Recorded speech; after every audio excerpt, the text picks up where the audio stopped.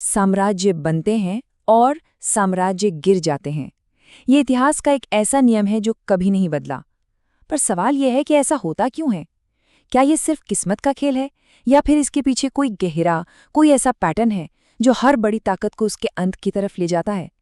आज हम पतन के इसी रहस्य को, इसकी पूरी एनाटॉमी को परत दर परत समझेंगे। ये कोई थ्योरी नहीं है, ये एक कह सकते हैं एक कठोर सच्चाई है, एक ऐतिहासिक फैक्ट। दुनिया के इतिहास में झांक कर देखिए, एक भी साम्राज्य ऐसा नहीं हुआ जो हमेशा के लिए टिका रह सका हो। हर एक का अंत हुआ ही है। और यहीं पर इस पूरी पहेली का सबसे दिलचस्प हिस्सा छिपा है। हमें अक्सर लगता है कि बड़े बड़े साम्राज्य दुश्मनों की वजह से गिरते हैं, है ना? लेकिन असल में बाहरी दुश्मन तो बस आखिरी धक्का देते हैं। असली जहर, असली बीमारी तो अंदर ही अंदर फैल रही होती है। बाहर के खतरे तो बस उस बीमारी के लक्षण हैं, जड़ नहीं। तो ये है हमारा आज का रोड मैप। हम एक बड़े नियम से शुरू करेंगे और फिर धीरे धीरे पतन की पूरी मशीनरी को समझेंगे, एक एक करके। तो चलिए शुरू करते हैं। तो सबसे पहले बात करते हैं उस अंदरूनी सड़न की। और ये एक बहुत ही अजीब सी बात है, एक विडंबना है कि कैसे एक साम्राज्य की जो सबसे बड़ी ताकत होती है, वही, जी हाँ, वही उसकी सबसे बड़ी कमजोरी बन जाती है। इसी को शक्ति का विरोधाभास या पैराडॉक्स ऑफ पावर कहा जाता है। मतलब सोच कर देखिए, सफलता ही एक बीमारी बन जाती है। वो सारे गुण, त्याग, अनुशासन, एकता, जिनकी वजह से कोई साम्राज्य इतना महान बना, वही गुण सफलता मिलने के बाद धीरे धीरे खत्म होने लगते हैं। इसे समझने के लिए जरा इन दो तस्वीरों को देखिए। ये एक ही साम्राज्य की आत्मा का पहले और बाद का हाल है। एक तरफ है वो नागरिक सैनिक, मेहनती, अनुशासित, जिन्होंने अपने खून पसीने से साम्राज्य बनाया, और फिर कुछ पीढ़ियों बाद दूसरी तरफ है ये विलासिता में डूबा हुआ वर्ग, जिन्हें सब कुछ विरासत में मिला है और जिनकी दुनिया बस अपने ऐशो आराम तक ही सीमित है। एक बहुत पुरानी कहावत है जो इस पूरी बात को बिल्कुल सटीक तरह से बताती है। साम्राज्य अपने ही भविष्य के बीज खा जाता है। इसका मतलब क्या हुआ? मतलब ये कि वो उन्हीं गुणों को खत्म करने लगता है जिन्होंने उसे इतना मजबूत बनाया था। एक तरह से अपनी ही जड़ों को काटना। अच्छा, ये तो हुई अंदर की बात। अब जरा बाहर के दबावों पर नजर डालते हैं। और यहाँ मामला इमोशंस का नहीं, बल्कि सीधे सीधे गणित का है, नंबर्स का है। ये एक बहुत ही सिंपल सा हिसाब है। सोचिए, आपका साम्राज्य जितना बड़ा होता जाएगा, उसकी रखवाली का, उसकी डिफेंस का खर्चा भी उतना ही बढ़ेगा, राइट? और फिर एक पॉइंट ऐसा आता है जब कमाई से ज्यादा खर्चा होने लगता है। मतलब साम्राज्य को मेंटेन करने की लागत उससे होने वाले फायदे से कहीं ज्यादा हो जाती है। अगर आज के ज़माने में इसका कोई उदाहरण देखना हो तो अमेरिका का राष्ट्रीय कर्ज देखिए।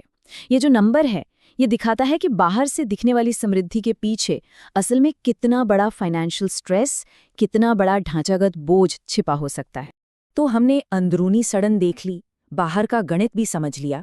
अब एक और बहुत जरूरी चीज पर आते हैं, मनोवैज्ञानिक नींव। क्योंकि कोई भी साम्राज्य सिर्फ तलवार के दम पर नहीं चलता, वो विश्वास के दम पर चलता है। देखिए, हर बड़े साम्राज्य के पीछे एक कहानी होती है, एक विश्वास होता है, एक, कह लीजिए, एक मिथक जो सबको यकीन दिलाता है कि इस साम्राज्य का होना सही है। जैसे रोमन्स को लगता था कि उनका राज कभी खत्म नहीं होगा। चीन में स्वर्ग का आदेश चलता था। ये सिर्फ कहानियां नहीं थीं, ये वो गोंद थी जो पूरे साम्राज्य को एक साथ चिपका कर रखती थी। और सोचिए, जब ये कहानी, ये विश्वास टूट जाता है तो क्या होता है?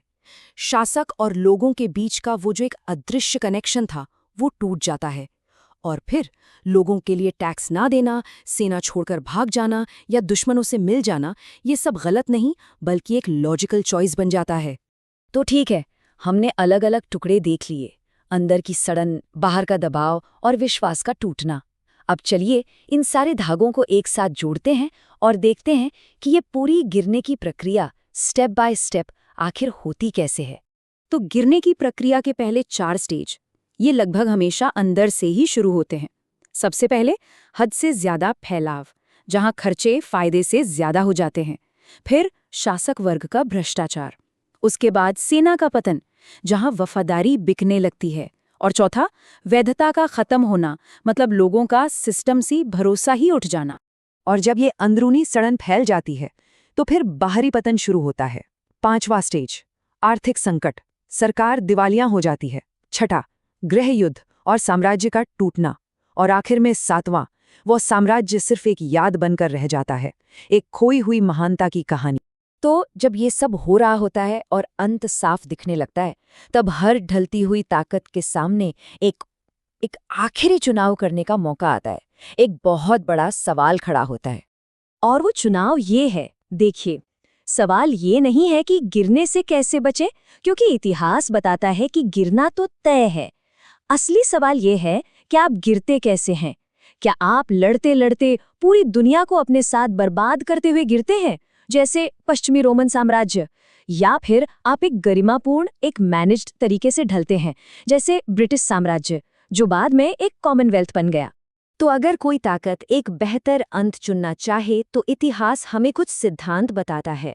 संकट आने का इंतजार मत करो, पहले ही सुधार करो, दौलत को सही तरीके से बांटो, अपनी हदों को पहचानो और हाँ, सबसे जरूरी, अपनी कमजोरियों को लेकर ईमानदार रहो। ये वो तरीके हैं जो एक विनाशकारी अंत की जगह एक बेहतर विरासत छोड़ने में मदद कर सकते हैं। और आखिर में बस यही एक सवाल बचता है, ताकत, जमीन, पैसा, इन सब से परे किसी भी महान शक्ति की असली पहचान क्या है? जब पर्दा गिरता है तो वो अपने पीछे क्या छोड़कर जाते हैं? शायद यही वो सबसे बड़ा सवाल है जो हर महान शक्ति को खुद से पूछना चाहिए।